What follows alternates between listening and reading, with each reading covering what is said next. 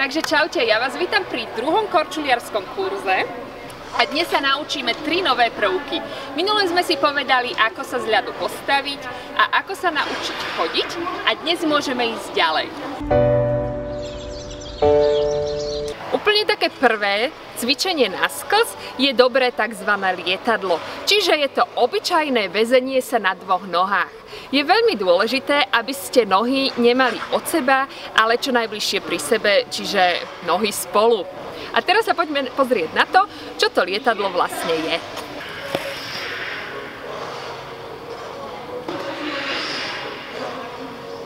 Tiež sa snažím držať pevný chrbát a upažené ruky vám naozaj pomôžu.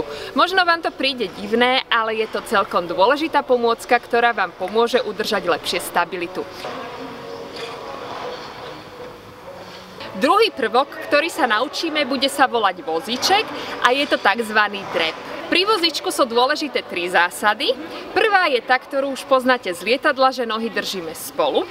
Druhá, zadok dolu, nie vystrčený von, ale dolu pod seba.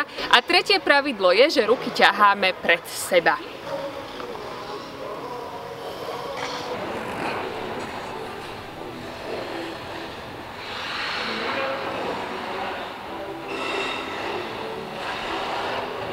A ako tretie sa dnes naučíme odraziť hranou. Môžeme to volať napríklad kolobežka.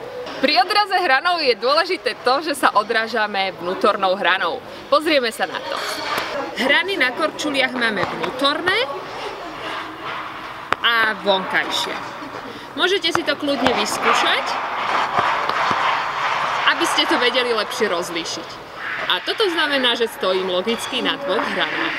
Začneme tým, že si nohy postavíme ako keby do písmenka T. To znamená, že jednu nohu vytočím a založím si ju za pätu druhej korčule. Potom sa spevním a ako prvé zídem dolu do kolena a nakoniec nám už neostáva nič iné, len sa odraziť vnútornou hranou a trénovať to. Dávajte si pozor na to, aby ste nevystrkali zadok von, ale mali ho podsadený pekne pod sebou.